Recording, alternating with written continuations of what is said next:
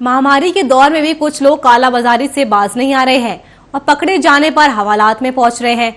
Madhya Pradesh police ने मंगलवार को भोपाल में 2 लोगों को उस इंजेक्शन को मोटे दाम पर बेचते हुए पकड़ा। उनके पास से 3 इंजेक्शन बरामद किए गए। वहीं इंदौर में भी 2 लोगों को गिरफ्तार किया गया है। इनके पास से 1 इंजेक्शन मिला। चारों के खिलाफ केस दर्ज कर लिया गया है। उनसे पूछताछ की जा रही है। तो रेमडेसिविर इंजेक्शन की कालाबाजारी लगातार जारी है।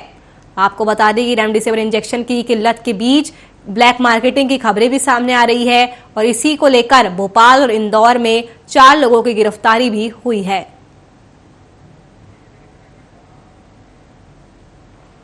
मध्य प्रदेश के दमोह में ऑक्सीजन सिलेंडर की लूट का मामला सामने आया है।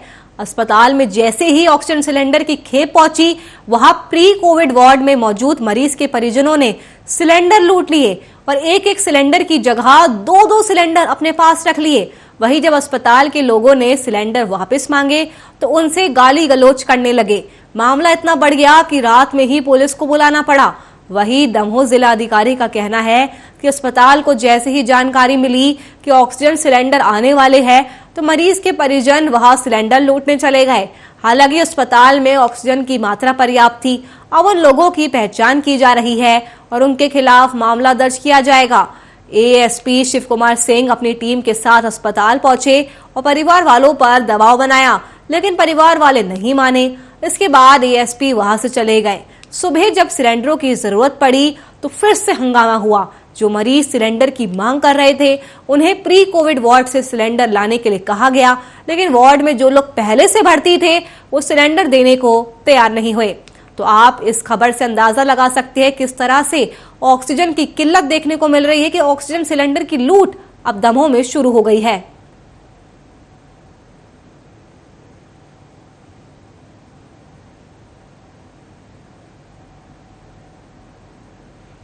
मध्य प्रदेश के इंदौर शहर में स्थित निजी इंजीनियरिंग कॉलेज के परिसर में मंगलवार शाम भीषण आग लग गई।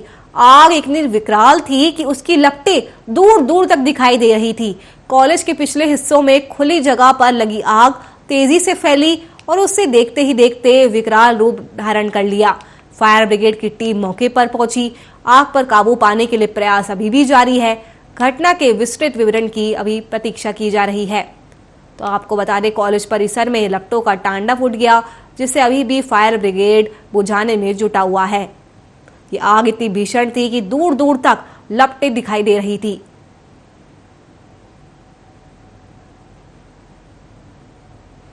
मध्य प्रदेश में लगातार बढ़ते कोरोना संक्रमण के बीच सरकार ने मंगलवार शाम को नई गाइडलाइंस जारी कर दी है। नई गाइडलाइंस के तहत आवश्यक सेवाओं के दफ्तरों को छोड़कर सभी दफ्तरों में अब सिर्फ 10% स्टाफ की मौजूदगी की अनुमति रहेगी। यही नियम आईटी, बीओपी और मोबाइल कंपनियों के स्टाफ को छोड़कर सभी निजी दफ्तरों पर भी लागू रहेगा। मध्य प्रदेश गृह विभाग ने सभी जिला कलेक्टरों को आदेश जारी किए हैं, जिसमें जिला कलेक्ट्रेट, पुलिस, आपदा प्रबंधन, फायर, स्वास्थ्य, जेल, राजस्व, पेयजल आपूर्ति, नगरीय प्रशासन, विद्युत प्रदाय, सार्वजनिक परिवहन और कोषालय को अति आवश्यक सेवाएं माना गया है। गृह विभाग ने कलेक्टरों को आदेश दिए हैं कि नई गाइडलाइंस के नियमों का कड़ाई से पालन करवाया जाए। सरकार के मुताबिक नई गाइडलाइंस को जारी करने के पीछे मकसद है कि कम से कम लोग अपने घरों से निकले ताकि संक्रमण की चेन को तोड़ा जा सके। मध्य प्रदेश के इंदौर से दर्दनाक मौत की खबर सामने आई है, जहां पर एक शख्स की कोरोना से मौत हो गई। पेशे से सॉफ्टवेयर इंजीनियर ने 12 दिन तक कोरोना से 2 हाथ किए, लेकिन इंदौर के एक अस्पताल में जिंदगी की जंग हार गए। मृतक चीन के एक बैंक में काम करते थे। उनके पिता की भी कोरोना की वजह से ही मौत हुई थी, जिसके बाद वो यहाँ पर अपनी मां की देखभाल करने के लिए रुक गए थे। मृतक मनोज शर्मा मध्य प्रदेश के सिवनी बालाघाट के रहने वाले थे और वो चीन में शेनजेन में बैंक में नौकरी करते थे। 3 महीने पहले ही पत्नी और बच्चों के साथ भारत अपने घर आए थे, लेकिन उसी दौरान उनके पिता का कोरोना से निधन हो गया। उन्हें मां की देखभाल के लिए वहीं रुकना पड़ा और पत्नी और बच्चे को वापस चीन भेज दिया। उस दौरान मनोज भी कोरोना की चपेट में आ गए और तबीयत ज्यादा खराब होने के बाद उन्हें इंदौर के अरबिंदो अस्पताल में भर्ती कराया गया। उनकी हालत दिन ब दिन बिगड़ती चली गई। डॉक्टरों ने उन्हें बचाने की हर संभव कोशिश की, पर 12 दिन तक कोरोना से जंग लड़ने के बाद उनकी मौत हो गई। चीन में उनकी पत्नी को मौत की सूचना दी गई। कोरोना की वजह से हुई मौत के कारण मनोज के शव को न चीन भेजा जा सकता था और न ही ऐसे हालात में पति के अंतिम संस्कार के लिए उनकी पत्नी यहाँ आ सकती थी। ऐसे मुश्किल हालात में उनकी पत्नी ने पति के एक दोस्त को अंतिम संस्कार के लिए संपर्क किया। मृतक मनोज के दोस्त ने इंदौर के समाज सेवी संगठन से संपर्क किया। उनकी व्यापारी और युवा समाज सेवी यश प्रेरणा पाराशर से बात हुई। उसके बाद दोस्त यश ने सारी जानकारी एडीएम राजेश राठौड़ और एडिशनल एसपी प्रशांत चौबे को दी। मानवता का धर्म पूरा करने में पुलिस विभाग और प्रशासनिक अधिकारी भी पीछे नहीं हटे।